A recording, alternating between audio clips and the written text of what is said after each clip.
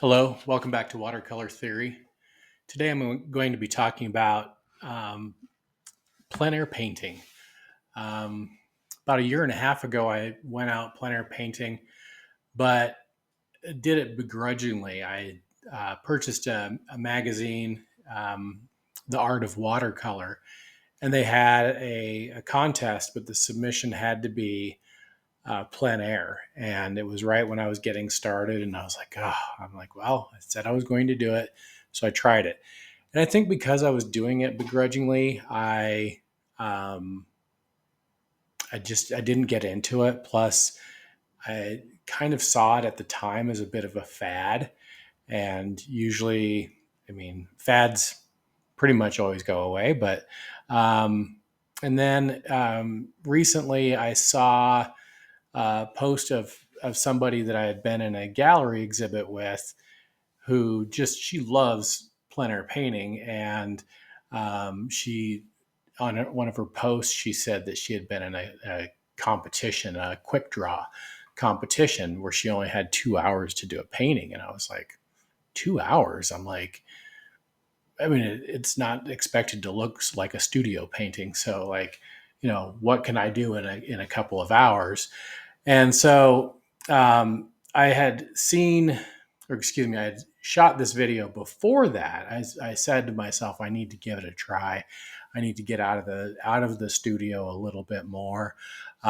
This painting over here, this bison, I've had back there for almost a month now. I haven't.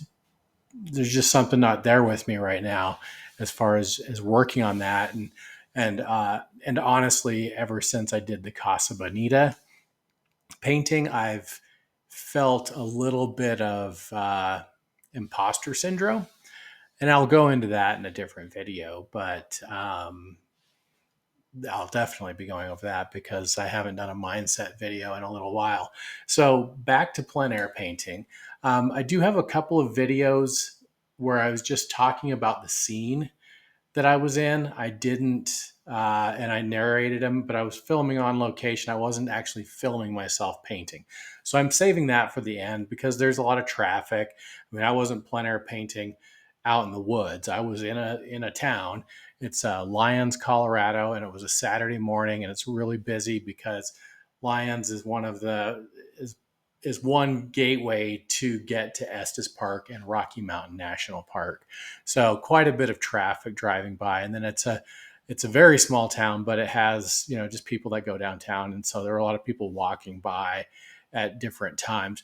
So the things I want to go over about plein air painting, I did talk a little bit about in my video, photo manipulation, where you have that spatial relationship where you walk by a tree and you see this object, and then you see this, and you're like, well, as I was walking, they were they were next to each other, and then they kind of went apart. And so having that spatial knowledge, but if you only have a picture, you might not see this other object. So that's one of the advantages.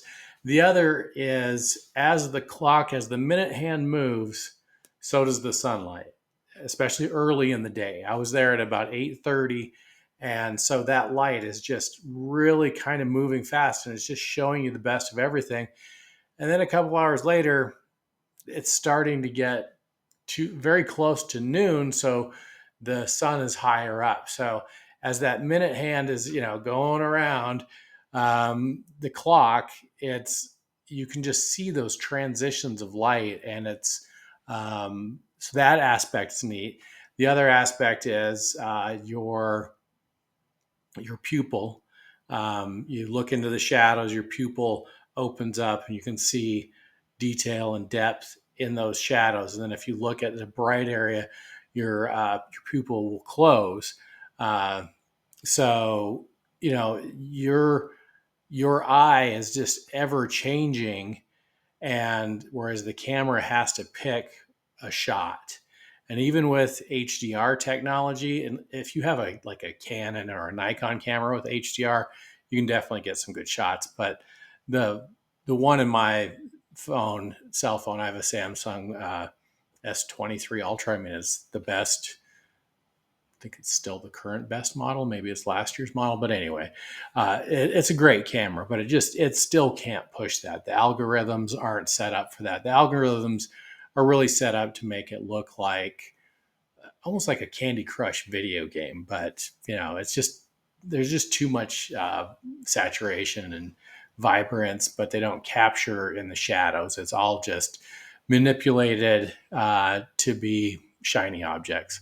So those are some of those. And then I did talk about the spatial relationships. Then the other thing is the lay of the land. In this video, at the end of the road, there's a like a rock formation, a little cliff, not really a mountain, but it's obscured by the trees. So I kind of moved it over. But if I wasn't familiar with the geography, I would have only reproduced it as a singular photograph. But because I got to actually rode my bike there, I was setting up my bike as a plein air kit as one of the options I have for plein air painting, because you figure when you're walking, it's the best way to look around, but it's the slowest. Bicycle, motorcycle, second best, because you have a lot of, you can look around quite a bit. I mean, but then, your safety factor. And then I have a convertible. I can use that, see around. I mean, the worst thing is your car, but if you drive around a town a little bit, you'll see these different areas. So those spatial relationships really come to light, and you can really kind of, no offense, but you can kind of play God with your paintings. So that's another advantage of plein air painting. Already talked about the color range. And then a couple of things to watch out for. The white in the paper. In this video, the sun was behind me, but I didn't paint it too saturated or dark. My next video that I'll do, which is of a house, that one I painted really dark on location. So that was a little bit. Another thing I did with this one is I went back in with gouache. I was like, I wonder, I'm not a member, or I don't promote or demote the watercolor societies, but one thing is I'm not a big fan of a lot of rules. I mean, I can understand the Watercolor Society not wanting you to paint over a painting with oils, but I don't see, gouache and watercolor, there's this separation that I don't know that needs to be there. I mean, if you just say that this is 100% transparent, or this one's transparent and opaque, but whatever. So I did experiment with some gouache, and I have purchased some other gouaches, and I'll go over those in the future as well. I'll probably be doing a few plein air paintings. I mean, I'm in Colorado, beautiful state. I'm less than a half hour from Boulder, and this town Lyons is only 20 minutes away, Estes Park. So I really wanted to get out, and this first one that I did, that was just for me, and I did it with my bike. I loved it. And then I did another one of a house, and then I did another one of a farm. And that was all a couple weeks ago. But now I'm going back out again tomorrow. So I really encourage you, if you've been thinking about it. And I'm going to show videos of my kit. Like, I didn't buy a new kit or anything. I just kind of took pieces I had as excuse me, as I've kind of been working on the videos here. I've kind of accumulated some things that were originally intended for videos and video equipment, but they also kind of work with my tripod and then a magnetic mount. And so I've done a few things, and I tried to keep my costs down, because that's one of the biggest obstacles of entry is, you see these plein air kits that are $150 to $300, and they don't even have paint or brushes. 300's not the top, though. I mean, a nice Strata set is pretty expensive, but I already own a very nice tripod, and then these magnetic mounts. Then I don't have one with me, but I have some ultralight boards that I put a metal plate on the back, so that would hold together. And I'll show those in these videos. The the painting is mounted or being done on that. So let me see. The other thing about and I'm in Colorado, so we're higher up. Um, we get a little bit more sun exposure, so we are already always kind of aware of that. So sunscreen, a hat. I'm always wearing a hat though.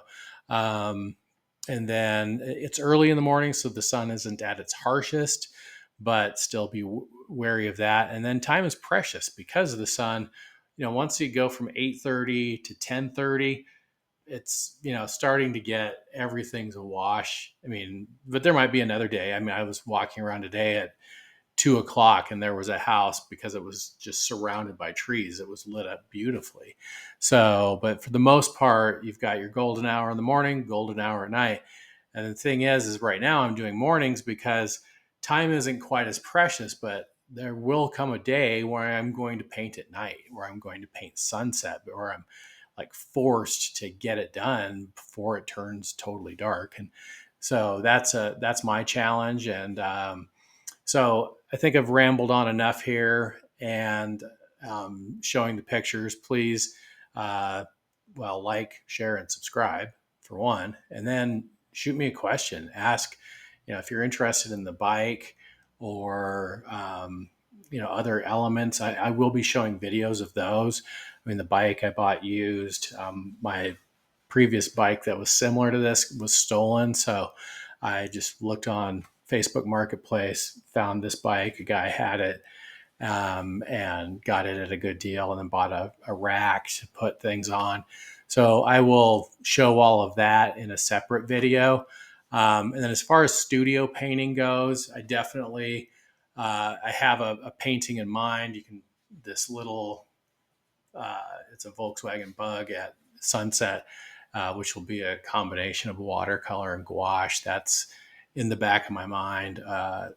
Amongst some other things, I do have a video of a different bug on a hilltop from the photograph was taken in Brazil. Unfortunately, it was not taken by me because I have not been to Brazil. But anyway, I've rambled on enough. The rest of the video, I just talk about they were shot on location with my cell phone. So the audio is a little much, but if you've never been out west, you might be just kind of fascinated with seeing that part of the video. There's not a lot of the Rockies in it though. So thanks for tuning in, and please, just ask a question or even make a request. Like if you want to see something painted, I'm thinking about doing something on, in a downtown scene again, but maybe a little bit busier. I know that, one of the videos I'm going to do, again, I'm rambling. One of the videos I want to do is getting over the stage fright. I used to be a graphic designer, so I got used to people looking over my shoulder. And then I worked with a guy who was an airbrush artist, and you kind of just get used to it. It just becomes part of the routine. But I realize for you, that's not the case. So I'll do some prep videos, like maybe you go on location, you do your sketch one day, you go home, you tighten up your sketch, and then the next day you go and paint, or you do the sketch on location, you do the painting at home. Just taking those baby steps, getting yourself to have that courage to go out and paint. And one thing I'll tell you, in all these sittings that I've done with plein air, I mean, people will walk by and say, "Nice work." If they're like a really good artist, I imagine they would walk up and say, "Wow, that's really good. Have you, ever, do you teach?" They might strike up a conversation with you, but most people are in their own little world, especially now with cell phones. I mean, you practically walk into people. We used to say, "Don't walk and read." Now it's like, don't. I mean, people just have lost that sense. But anyway, I was at a location. This location was busy. Some people said, "Nice work." My bike was bungee corded to a light pole, and that had the little push button on it for the walk signs. And people would just walk up and press the button as if I wasn't even there. So if you have some stage fright, you don't worry about it. I think most people would be pretty in awe that you're willing to go out and paint. I mean, people go out and photograph all the time, and nobody thinks anything of that. So, I really want to help encourage you to do that. And you'll see in the video at the paintings that I'm showing, the one painting and the two versions of it that I'm showing. I mean, it's nothing even close to what I do with studio work, and so that expectation I eliminated. It is humbling painting outdoors, but if you really take your time, you can really get some good pieces. I mean, I've seen some works by Joseph Zabukovic and Jeff Allen that are great plein air pieces. Those are just obviously two names, Alvaro Castanet. Now, Alvaro and Joseph, when it comes to plein air, most of the time they're doing cityscapes. They have a certain color palette. They've got, here's the brown building, here's this. So for some of that stuff, it is a little formulaic, but just go for it. It is really cool. It is really neat, and it's probably, I don't think it's at its peak yet. I think, but there are a lot of people that tried it out and didn't like it, and they're selling their kits. I mean, I see Gorilla Painter stuff all the time, which I wouldn't buy. It is so heavy. Wow, I've done a whole entire video and haven't shown anything yet. So thanks again for tuning in. Please like, share, and subscribe, and I'll have another video coming out. I have so many videos right now in the computer that I haven't published that I need to put together. We'll see you again really soon. Thanks. It's about 8 a.m. on Saturday. Video notes for the building, and here's the start of the field sketch. I usually am not into the streetlights and stuff, but I decided to keep that in touch. So up here, there's the mountain. You can kind of see, I'm trying to put it in there a little bit more prominently. Just kind of, when painting or drawing plein air, you kind of see the details much different than the camera. The camera, I don't know, I think it just adds a sense of permanence to it, whereas when you're looking at it, you see more what's important. Kind of hard to describe. It's just a little bit different. You see the shadows differently when you're looking at it from life and drawing it, and you also know that time is precious, so you're more selective about your mark making, especially if you're going to go on to do a full painting. This will I'll probably just do an underpainting, let that dry, and then I have the other side of the board blank, move on to another part of town. So that's it for this part, and I'll zoom out. Here's my bike that I just got done putting together, trying to figure out what all gear I have to bring. In this situation, I didn't have to get out my tripod because the box on the back can hold everything. So that's my plein air kit, and back to work. So I'm pretty much done with this for today. One of the observations while out here, I had a misconception about plein air painting. John Singer Sargent did a painting called Carnation Lily Rose, and he took two separate summers and a lot of different sittings to paint it, and he was always painting it at a certain point in time, and I was thinking that was kind of what plein air was about. But what I've learned today is as that color's shifting, we're seeing areas come out of shadow and come into the light, and then you just kind of get to pick the best of both worlds. Like I said earlier, this is a humbling experience, but as your colors start to come together, and you've got, you know, all these different overlapping colors where, you know, you've kind of been experimenting. It all comes together really nicely. And I always say that you should view your paintings from about 8 to 10 feet away. And so at this distance, I can really say that I'm pretty happy with it. I mean, there's a lot of things that I would, you know, add a little detail to. For I only have 3 cars in there, and but I mean, overall, it's not intended to be a masterpiece, but it does. It was a teaching moment, that's for sure. So I think I'm going to wrap this one up and go find a different area.